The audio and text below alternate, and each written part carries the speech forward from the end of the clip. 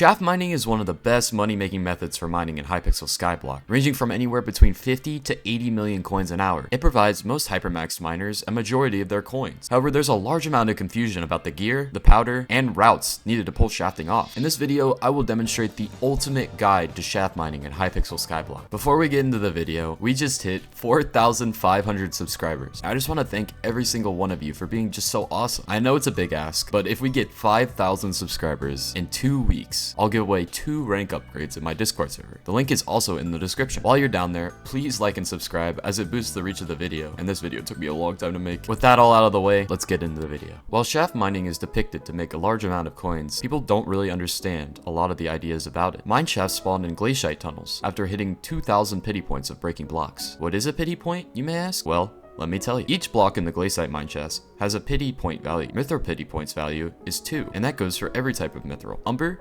tungsten, glaciite, and gemstones have a value of 4, and titanium has a value of 8. Each of these blocks reduce your pity cooldown. For example, if you break a block of mithril, your pity point of 2,000 becomes 1,998. And blocks are not the only thing that reduce the pity point counter. There are 2 perks that can increase your mineshaft spawn chance. Core of the Mountain 9 requires 1.75 million glaciite powder and gives a 10% increase for glaciite mineshaft's chance. The other perk is reached at Heart of the Mountain 8, which is called Surveyor. This perk also increases your mineshaft chance up to 15.75%. This is what the equation to spawn a mineshaft looks like. And maxed out, you will have a 1 in 1,593 chance of spawning a mineshaft, or a 0.0627% chance. Now that we know how mineshaft spawning works, we need to pick between 2 methods of spawning a mineshaft. While technically you can spawn with gemstones, it's best to either use mithril or tungsten routes to spawn yourself a mineshaft. While mithril isn't the best to spawn a shaft, the titanium decreases the pity point value by 8, which is significant, and tungsten spawning is very reliable and a stable set of income and spawning speed. However, each of these has a powder requirement that needs to be fulfilled. Mithril spawning is one of the most expensive Heart of the Mountain trees in the entire game due to its complexity. For the minimum requirements, you will need 11,211,843 mithril powder to max all the important mithril perks. For gemstone powder, you will need 14,743,777 powder. And for glaciite powder, you will need 13,460,756 glaciite powder. Technically, the max glaciite powder for this is 23,258,844. The important perks will now be listed. You'll need mining speed, mining fortune, efficient miner, titanium insanium, mole, professional, gem lover, seasoned mineman, steady hand, warm heart, surveyor, eager adventurer, rags to riches, strong arm, no stone unturned, speedy mineman, fortunate mineman, dead man's chest, and mining master. You can either put a token in quick forge or mineshaft mayhem, but personally I think mineshaft mayhem is more important. Here is what the tree looks like. For tungsten spawning, the necessary powder required looks something like this. You will need 8,611,585 mithril powder to max all important mithril perks. You will need 14,743,777 gemstone powder, and you will need 24,174,974 glaciite powder for max glaciite perks. The important perks will now be listed. Mining speed, mining fortune, efficient miner, precision mining, mole, seasoned mineman, fortunate mineman, speedy mineman, strong arm, surveyor, no stone unturned, metalhead, gem lover,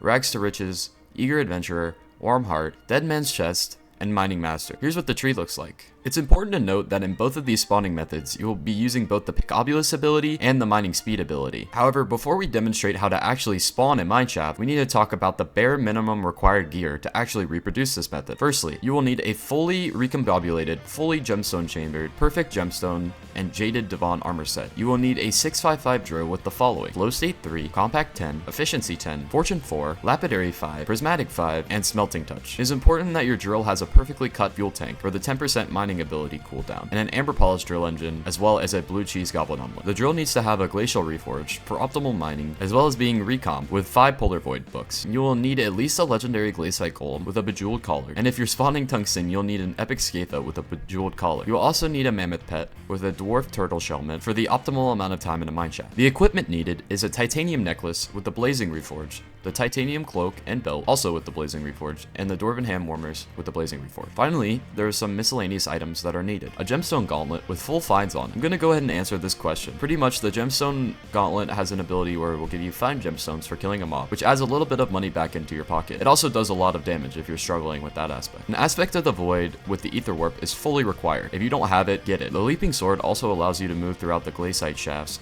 way easier and get yourself a stiff fishing rod for the pet swap. Speaking of pets, pet rules are super important to this method, as being able to swap between at least 5 different pets is required. You will need at least 6 rules to be efficient, or 3 auto pack pet rules. The first rule is you throw a fishing hook and you equip the bow pet. The bow pet has a 10% pickaxe ability cooldown, which is very important. There's an exception to the rule, which is having a bow pet equipped. I'm not sure what the exception does for these pets, but someone smarter than me wrote these rules. The second rule is you throw a fishing hook, equip your leveling pet, except if you are in a mineshaft and if you have your leveling pet equipped. The third rule is when you increase your gemstone collection, equip your glaciite golem. You can add an exception that states that it's only in a mineshaft, but it doesn't really matter. The fourth rule is when gained mining experience, equip your leveling pet, except if you have your leveling pet equipped, or you are in a mineshaft. You may be asking why we have 2 pet rules to equip 1 pet. Well, the simple answer is leveling pets is a large majority of the profits from shaft mining, so making sure that you are claiming your commissions with your leveling pet is important. The 5th rule is only required for tungsten miners,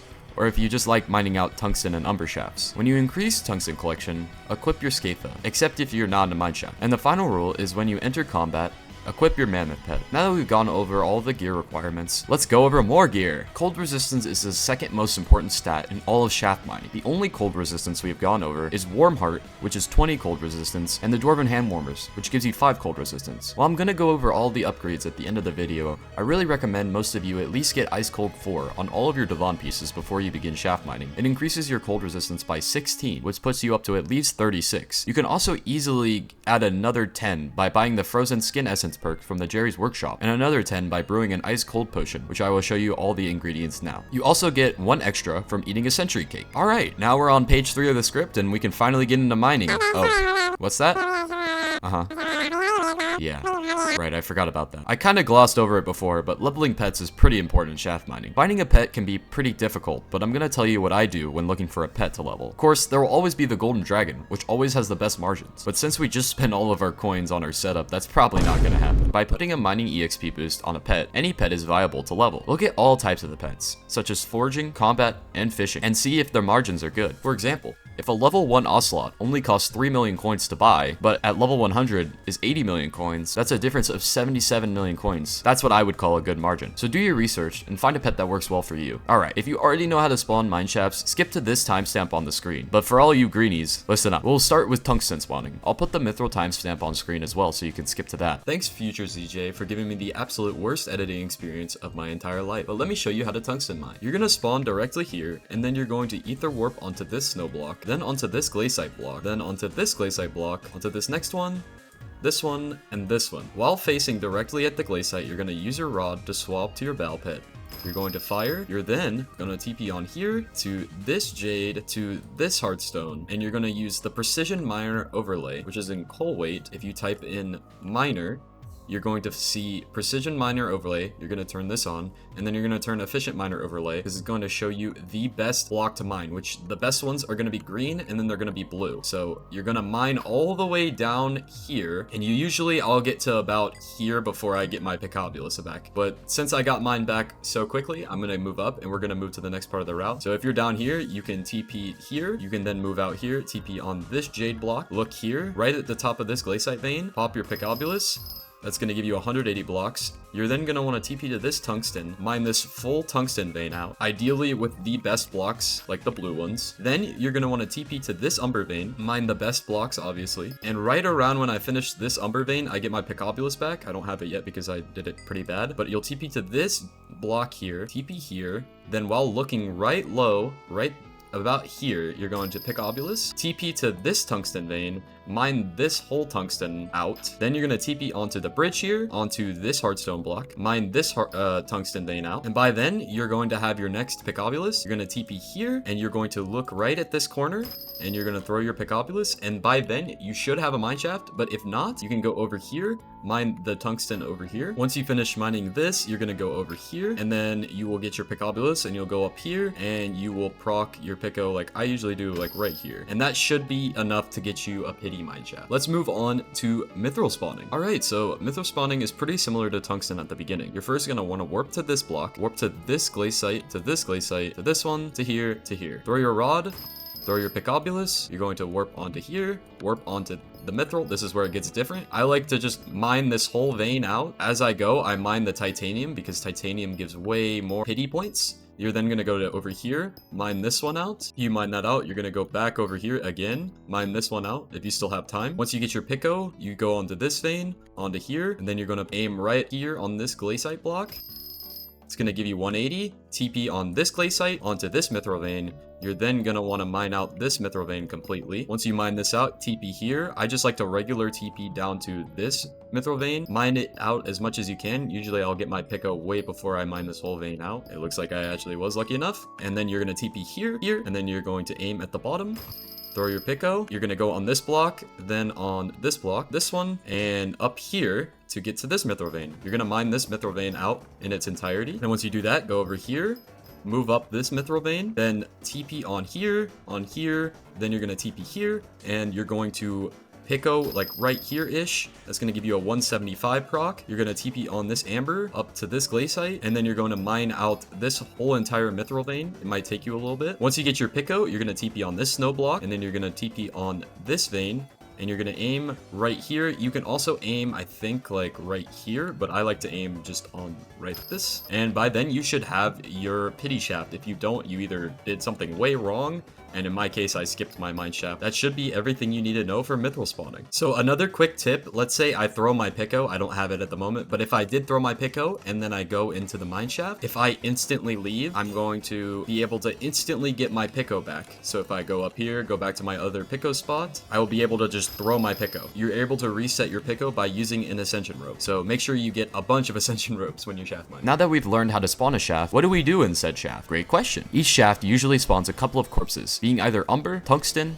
or lapis. What we're really looking for are free corpses, that being lapis. The glaciite golem pet has a perk called Frozen Perfection, which adds 1 pristine for every looted corpse. There are 16 types of mine shafts, and 7 of them are important. I will first talk about the sapphire, amethyst, and amber shafts. All of these are around the same price, and usually have the same conditions. If you get one of these shafts, to fully mine them out, they need to at least have 3 to 4 lapis corpses in them. Otherwise, it would be a waste of time to mine them out. Usually you can expect around 3 to 10 million coins depending on your skill level and your gear. Next, we have tungsten and umber shafts. Personally, I don't mine these out, but if you're tungsten spawning, it is very important. For tungsten mining, if you get one of these shafts, it is very important you mine every single umber and tungsten block that you see. This allows you to keep consistent money per hour. And when I tested it, it only takes 5 minutes to mine it out for like 5 to 6 million coins. So I would say it's pretty worth it. The next shaft we'll be talking about is Peridot. Peridot is honestly very inconsistent, and what I want to tell you is to only mine it out with 4 corpses. However, technically, it is ideal to mine it out with 3. Just know that mining Peridot is very boring, and, you know, it just puts me to sleep. But if I didn't mention it, someone would probably yell at me. The second to last shaft we will be talking about is Vanguards. Wow, the thing that lost me 4.5 billion coins. However, in this instance, it'll be making you money. In Mining Cult, people buy Vanguards all of the time. You can go into the shafts trading channel and look for people to sell your Vanguards to. You can make like 1 to 3 million coins per person depending on the price of Vanguards. Just be aware that you can easily get scammed due to being paid after, but I have yet to have this happen to me. The final shaft we'll be talking about is Jasper. You are my sunshine. Jasper shafts are going to be the majority of your money along with leveling pets. You'll be mining every single one of these shafts out, regardless of how many corpses are there, and you'll be using a pristine potato in this shaft specifically. Technically, if there are no corpses, you would use your Scatha, but it's not really that big of a difference. Before I talk about the unique things with Jasper, I want to thank Libit for making the shaft mining guide, because I used a lot of the information that they provided in this video, and a lot of the routes for these shafts are listed in the mining guide, which I'll leave a link to in the description, in mining coal. Jasper shafts have a unique quality, as they are the only shafts that you will use a campfire for. Campfires cost 2 million coins to forge and take like 15 minutes to forge, and can be placed on snow blocks in a mineshaft. They decrease your cold by 50. Big thanks to LF Jasper Shaft for providing all of the information on campfires. If there are no lapis corpses in your Jasper shaft, I would recommend you skip campfires entirely. If you have a 1 corpse Jasper shaft, I would recommend you place a campfire when you reach 50 cold and continue mining out the shaft. If you have a Jasper shaft with 2 lapis corpses, I would recommend placing 2 campfires,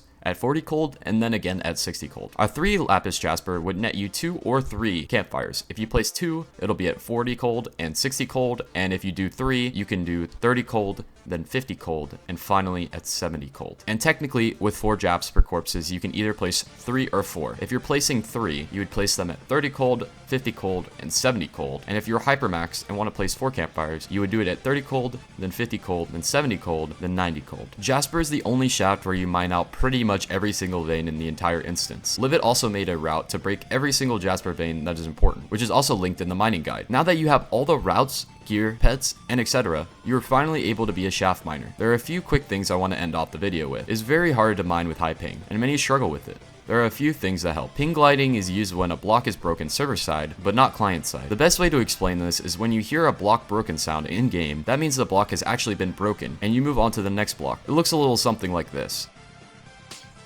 If you have low ping, it doesn't really matter from what I've tested, but to high ping players, it can really help out. Blingblingaddons is a chat triggers import that I find to be really useful. The command to import the mod will be in the description. It provides a coin tracker as well as lets you know when your pickaxe cooldown ability is ready. I've talked about coleweight in the past, but you're going to be loading all of your waypoints that you are getting from the Mining Coal Discord server through coleweight. I will also leave the chat triggers import for coleweight in the description, and that is how you will be loading your waypoints. Another mod is genuinely hot shirtless men. You guys think I'm joking, but HSM actually increases your rates by completely removing the fuel animation in game. What I mean by this is when you break a block, your drill reloads and causes slight downtime. HSM completely removes this. Be aware that this mod is open source and you can look at the code yourself. I will have it linked in the description and I'll personally vouch for it. Another thing you can do is forge perfect gemstones. Sometimes a shaft will spawn with a crystal and you can forge a perfect gemstone with it. Most of the time, insta buying the materials to forge these crystals is still profit and can make you a major amount of money. However, if you have the materials, you should craft the flawless gems yourself, as you would make more money. Finally, let's go over all the upgrades that you need to make after the bare minimum setup. Put Wisdom 5 on all of your Devon armor. Buy the fried frozen chicken talisman.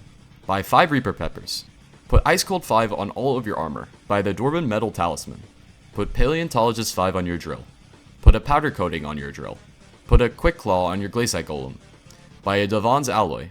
And put perfect gems on your new Devon's drill. Create a relic of power, put a perfect jade, amber, and topaz on it. Then buy a Devon's pendant and recom it and put a perfect jade and amber on it. Put 4 powder coatings on your armor. Then put a powder coating on your pendant. Buy a glossy mineral talisman, buy a sapphire cloak and jade belt. That's pretty much it for all the upgrades. Optionally, you can buy a second Devon's drill and put a sunny side on it, but I don't think anybody will do that. There's some final notes I have. Technically, you can mineshaft with a friend and make a bunch more money. However, I have yet to optimize a Jasper route to do this effectively. If I do, I will post it in my Discord server. You can also buy Jasper shafts and mining coal and make a bunch of money off of that as well. All in all, this video took a long time to make. Please like and subscribe for more quality videos such as this one, and I'll see you in the next one.